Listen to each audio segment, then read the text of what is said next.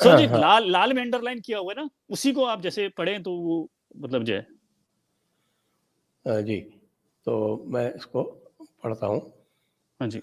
प्रथम मथु कैट मध मथन महिषासुरे मर्दन करन तरुणी बर बंडका। हम्म, धूम्र दिग धरन धरि धूरि धानी करन चंड और मुंड के मुह खंड खंड का। हम्म, और रकत बीरज हरन रकत बचन करन दरन अनुसुमभ रनि रास रार रिस मंडका। स्नभ बलुधार संधार करवार करि सकल खल असुर दलु जैत जय चंडिका। हम्म, सोया गया देह सिवा बरु मोह यह शुभ कर मन ते कबहू न टरो। न डरो अरि सो जब लाई लरो निश्चय करी अपनी जीत करो। अरु सिखहु उपनेहि मन को यह लालच हो गुन तव उचरो। जब आव की अवध निधान बने अति हीरन में तब जूझ मरो।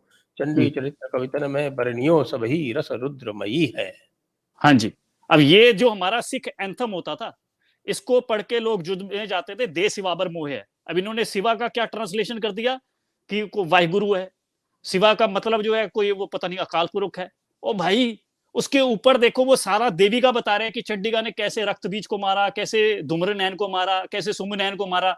और ये खत्म नीचे कैसे हो रहा है कि ये चंडी चरित्र की मतलब ये जो है, और ये जो सारी ये जो ये बाणी है रुद्रमयी है, तो ये चंडी के लिए लिखी जा रही है। इसका कोई उल्ट से उल्ट ट्रांसलेशन कर दिया। भाई ये देश पर मोह सबसे इंपॉर्टेंट है, ये सबसे फेमस गुरुजी की अगर कोई पोएम है संजय जी, आपको पता, आप पूछें, अगर आप इंडियन मिलिट्री एकेडमी जाए ना देहरादून में, तो वहां पे ये गुरु गोबिंद सिंह जी की फोटो लिखी हुई है, ये पोएम लिखी हुई है देश बाबर मोह। और इसका इन्होंने पता नहीं शिवा क्या तो ट्रांस पार्वती जी का नाम है, सब जानते हैं। इन्होंने इन्होंने उसका अकाल पुरुष ट्रांसलेशन कर दिया, जब वो कह रहे हैं कि मैं चंडी चरित्र से लिख रहा हूं।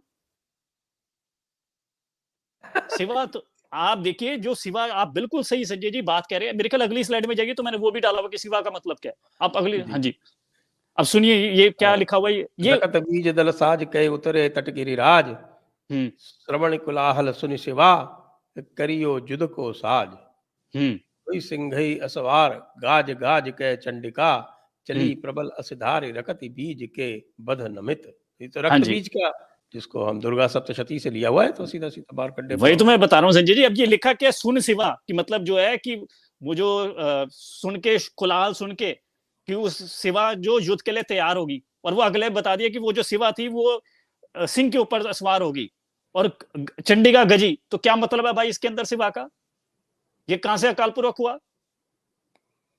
ये कुछ है नहीं संजय जी को, पता नहीं अपने अपनी कुछ की हुई है। ये जो जो देश व्यापार मोहे आपने बोला ना, मैंने उससे तो बस चंडी चरित्र में चंडी को क्या बोलते हैं ये?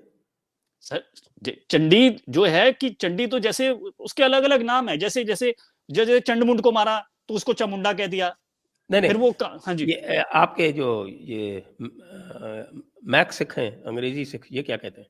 ये तो इन्होंने कह दिया, ये पता नहीं गुरुओं की बाणी है कि नहीं है, इन्होंने तो उसमें कंफ्यूजन डाल दी कि कोई पढ़े ही ना, ये पता नहीं किसी ने लिखी होगी। और चंडी का मतलब तो तलवार होता है, भगवती का मतलब भी तलवार होता है। अब ये बताओ, ये जो है कि शेर के ऊपर तलवार बैठ गई, शेर के हैं, ये क्या मतलब है इसके ऊपर?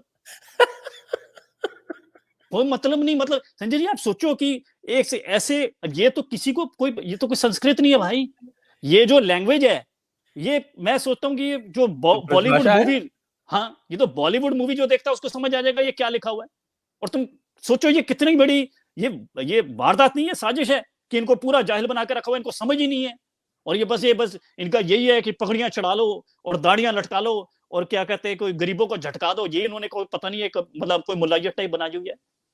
कोई अकल नहीं, कोई रहम नहीं, कोई इंसानियत नहीं। ये देखो ये है। अब ये बताओ, ये जो इसके अंदर साफ लिखा हुआ है, ये क्या मतलब है इसका?